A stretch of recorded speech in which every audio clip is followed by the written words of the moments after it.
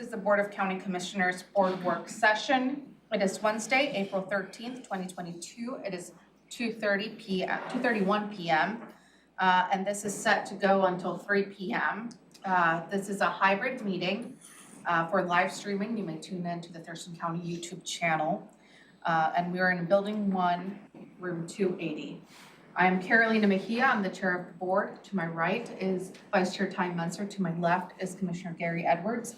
To his left is our County Manager, Ramiro Chavez. And we are joined today by some staff members, including Director of Community Planning and Economic Development, Joshua Cummings, as well as Chris Chapeau. And today the conversation we're going to be discussing is the HCP status update. Thank you, Madam Chair. And also with us in the Zoom screen is Jennifer Smith. She's covering for Robin Campbell, the Assistant County Manager. Welcome, Jennifer. Sorry, I missed you, Jennifer. That's okay. Hi, everybody. Commissioners, what you will hear today is a brief update as to where we are in the overall HCP process, mainly related to receiving the incidental take permit, as we know as the ITP. I think it's moving forward, not at the speed that perhaps we were hoping, but also you will hear a little bit about the risk related to the time in terms of when we're going to be expected to receive that. At least Josh can shoot me if I'm overstating this, but I don't think we don't expect any significant issues. It's just, but we don't know when. And we don't know when the ITP and BB coming provides a risk as to when the pocket gopher season starts, which is coming up in June. And you will hear today the proposal is to extend the interim process for one more year, just to make sure that we get the ITP, put us in the position to assess all the credits, and also you will hear a little more perspective on the real estate purchase that we need to go through and as an overall. That's the framework of this conversation. Did I miss anything? No, that's great. Thank you for that setup. Commissioners, yes, thank you. So the Community Planning and Economic Development CPED has come back and provided updates over the past few years in the progress. This is, I think, from my perspective, a really positive update, but we do want to mitigate expectations as well. And as the county manager said, it is a level of risk that we want to make sure that we're operating appropriately. If you'll recall, the interim gopher review season that we put in place to continue to serve citizens while we were trying to get this HCP begins on June 1st and ends on October 30th. What we worked with collaboratively with U.S. Fish and Wildlife Service was to try and get the ITP, the HCP plan, is the plan that we submitted, and then out of that comes an incidental take permit that the federal government provides. Bless you. We're in person again, it's amazing.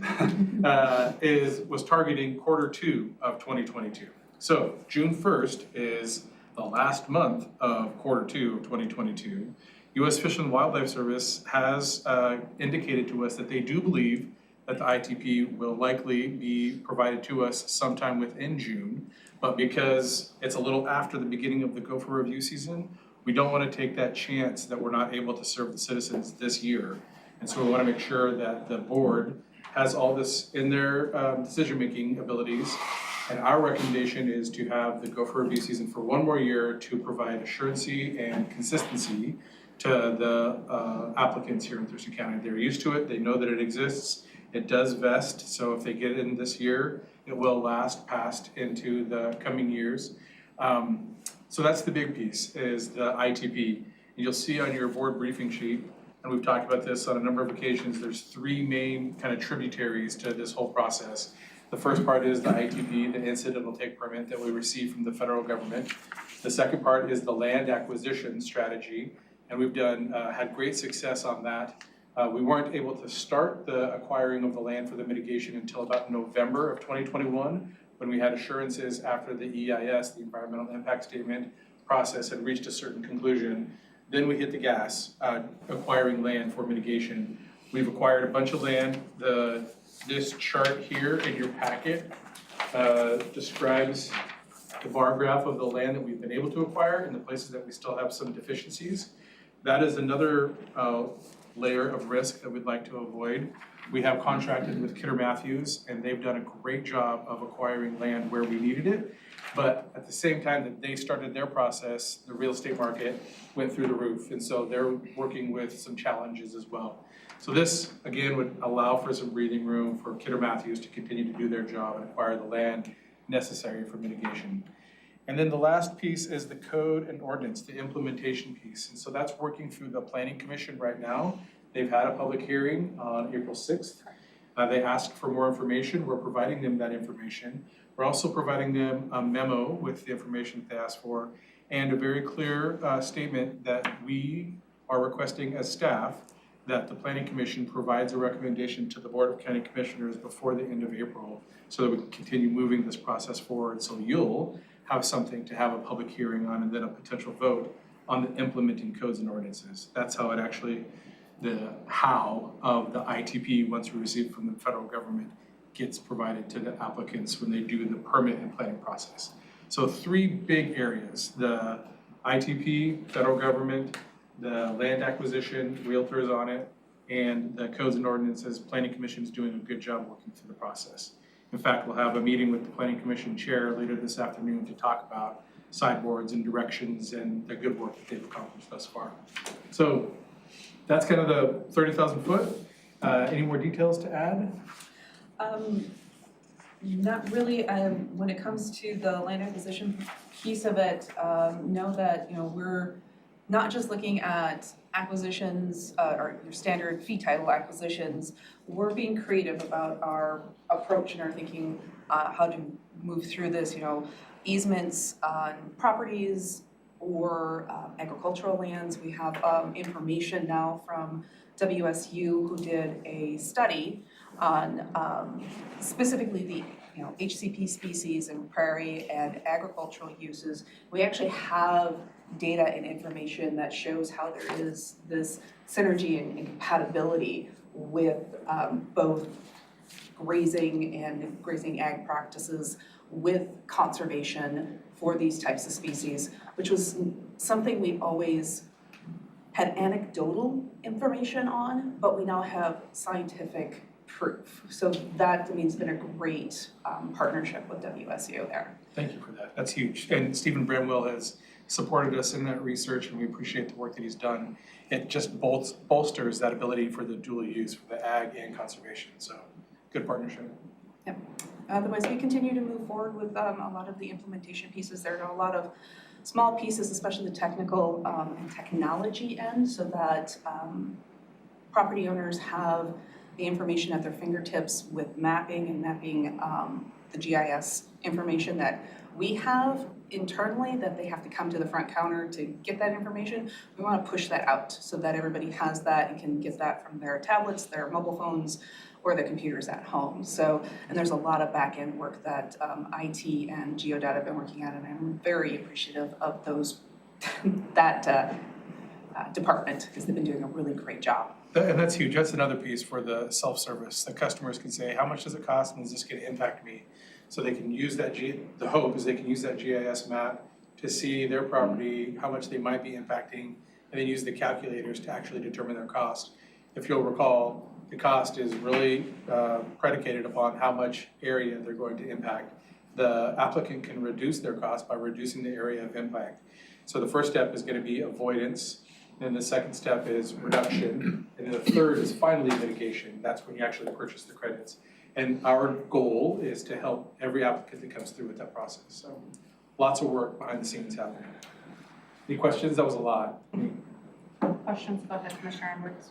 I guess when it comes to the acquisition portion of your activities, are you partnering with other jurisdictions like, maybe the port or Tumwater or whomever?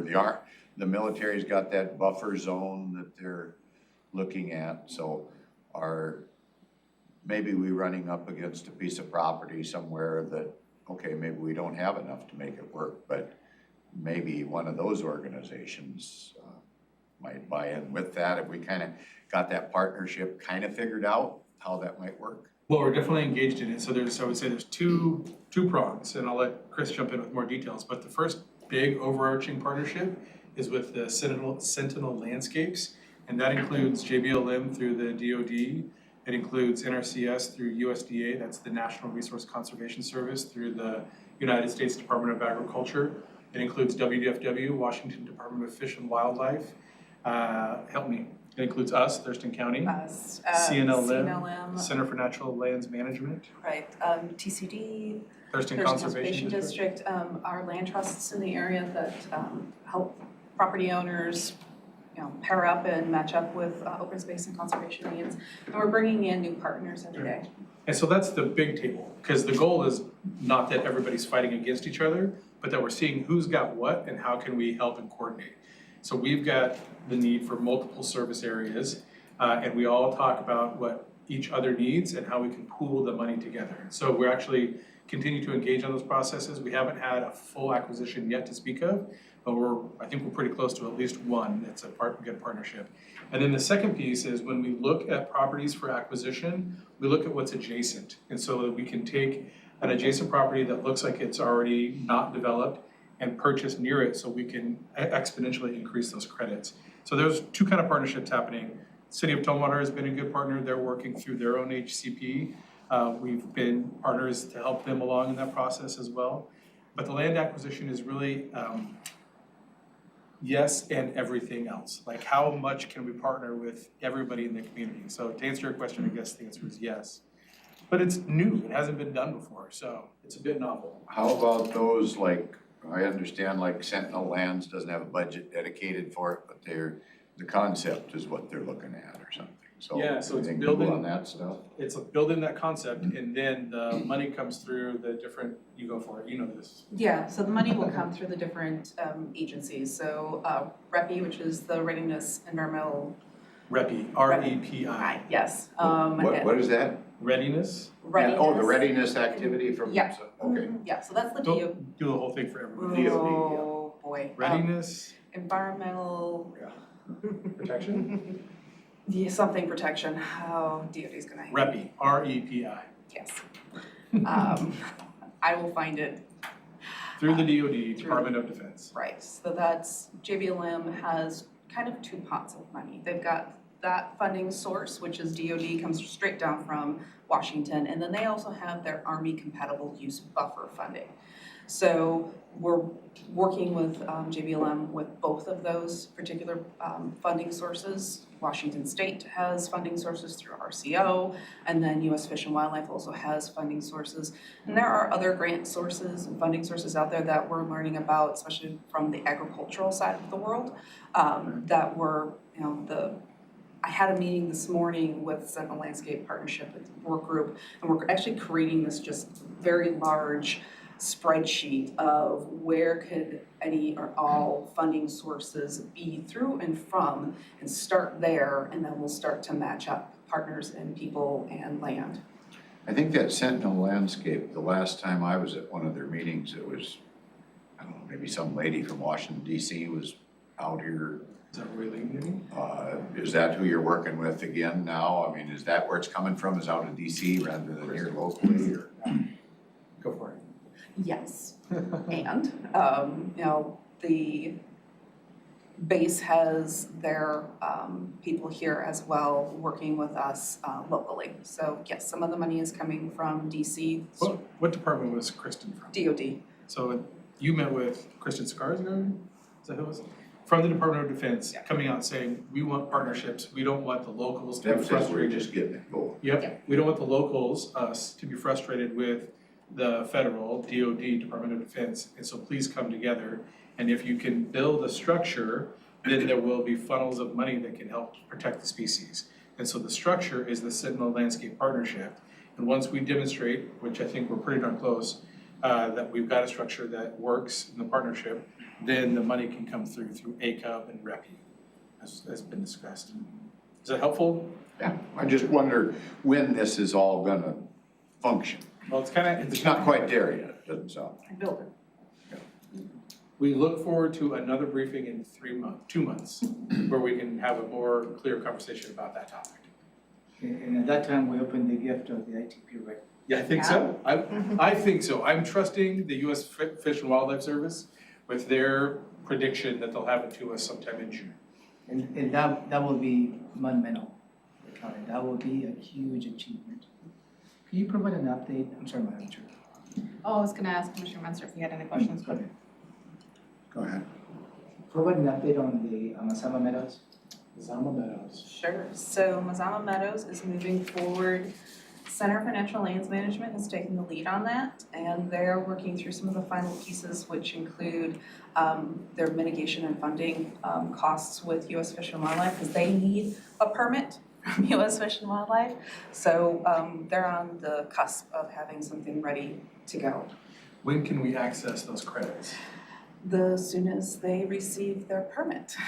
So CNLM has to get the permit from the federal government. Yeah. And then we can access the credits for our projects. Right, but we can have conversations prior to that, so we can. Is that property gonna be somewhat, enhanced through, management, kind of like, the ranch across the road there is? I would, even more so, it's going to be the highest amount of credits that you can get out of a piece of property, the FTEs, the functional credits. And then, is it also gonna be producing agricultural activity at the same time? That I don't know at this. You know, I don't the think place that I'm was talking Not- about, That was not part I don't of, think that was, the Mazama but the one Meadows across the is- street is, across. Yeah, no, this one, it was purely preservation. correct.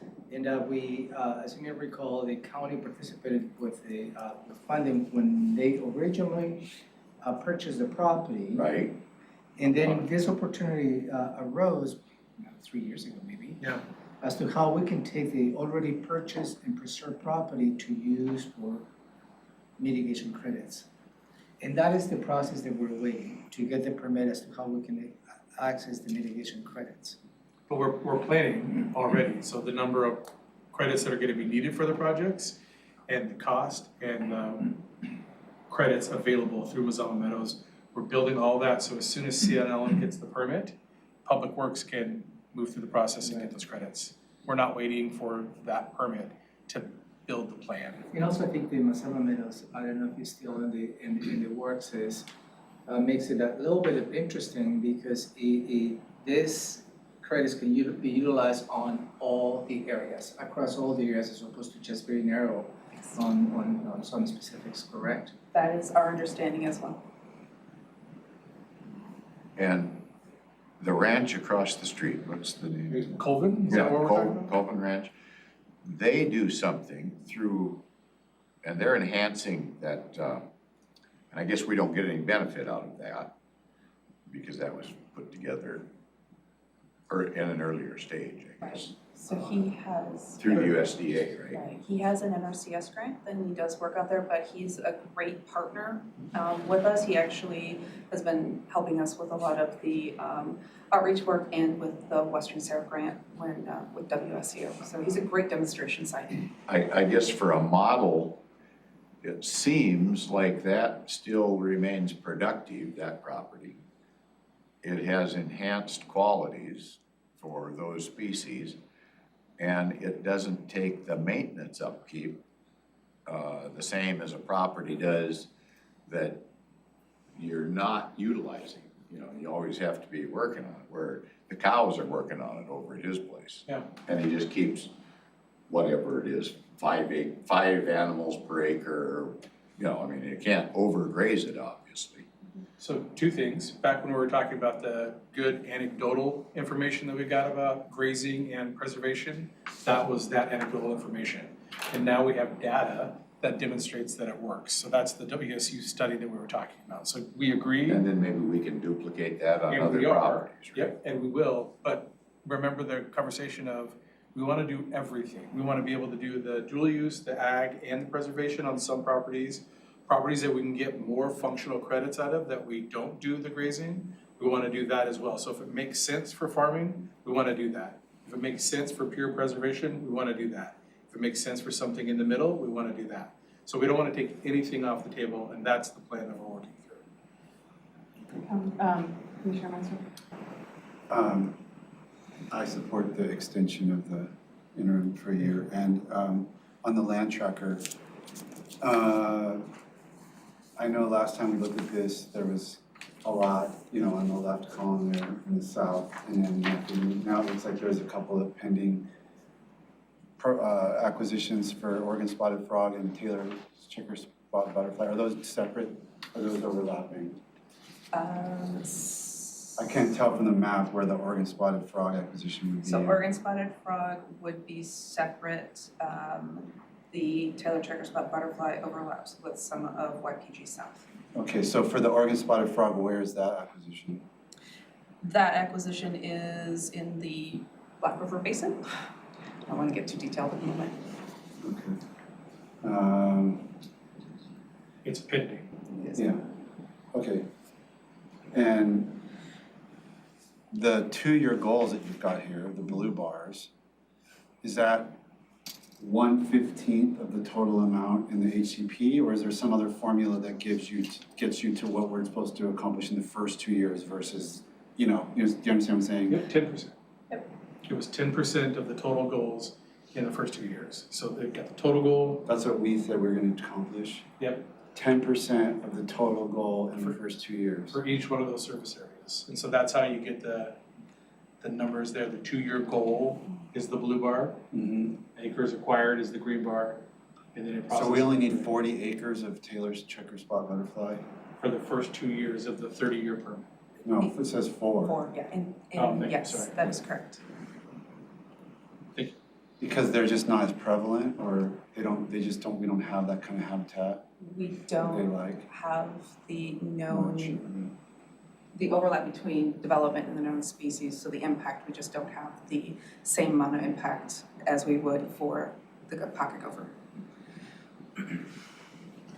Try it again. Let's ask your question one more time. I'm not sure we got the answer.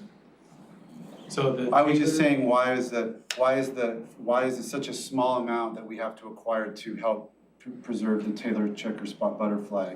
Is that because we don't have a lot of them here versus other places, or we don't have that kind of land that's needed to preserve because that's just not present in Thurston County, or I think that's part of the goals for the actual, the 30. they don't need much room to thrive? Well, they don't need as much room to thrive. The wings don't take them as far as a gopher could go or a bird could go. Yeah.